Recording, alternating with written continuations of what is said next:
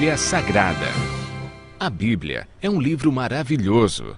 A palavra Bíblia vem de uma palavra grega, biblios, que significa biblioteca ou coleção de livros.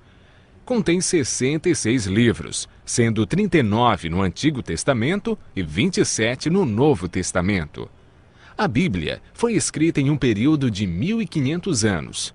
Cerca de 40 autores, provenientes dos mais variados ambientes, a escreveram. Entre eles, Lucas, médico; Paulo, filósofo; Daniel, um grande estadista; Isaías e Amós, homens simples do campo; reis como Davi e Salomão. A Bíblia é dividida em duas partes, Antigo Testamento e Novo Testamento. Nela podemos ler sobre história, poesia, profecia, a vida de Jesus nos evangelhos e as cartas que foram escritas em sua grande maioria pelo apóstolo Paulo. Deus deixou a Bíblia para nos guiar e orientar em como ter sucesso na educação dos filhos, como ser feliz no casamento, como ter saúde e muito mais. A Bíblia nos orienta em todas as áreas da vida.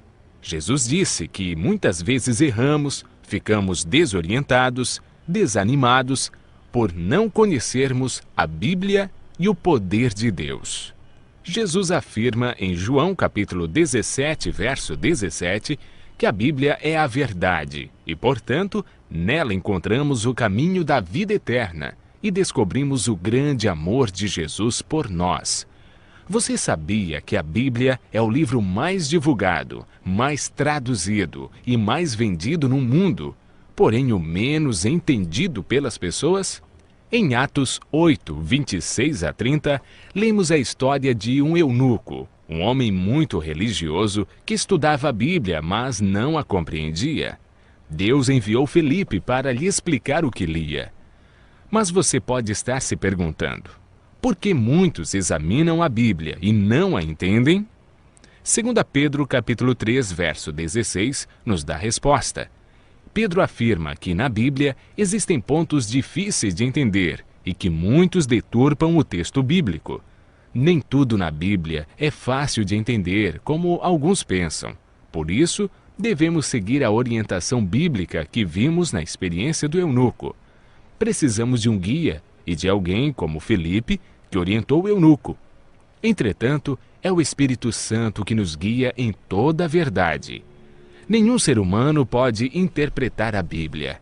A Bíblia mesmo se interpreta, basta seguirmos o método correto, de acordo com Isaías 28, 10. Um pouco aqui e um pouco ali, sobre o mesmo assunto, ou seja, um texto em João, outro verso em Lucas e assim sucessivamente.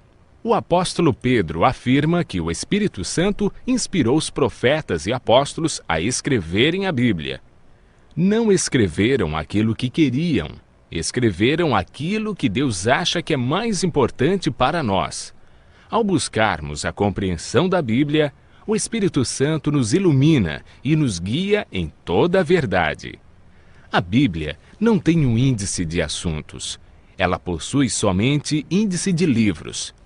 Devemos escolher um assunto ou tema e ver o que diz a Bíblia toda sobre esse assunto.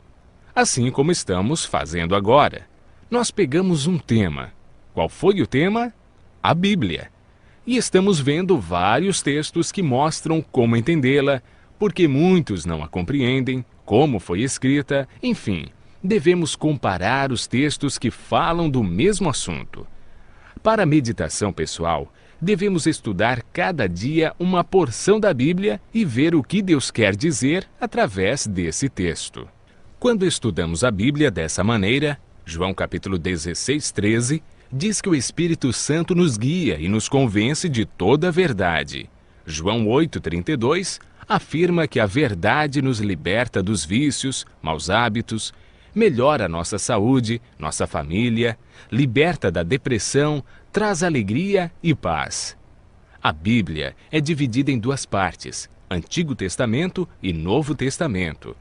Muitos pensam que o Antigo Testamento foi inspirado por Deus e revelado para os judeus, e o Novo Testamento é uma nova revelação de Deus para os cristãos.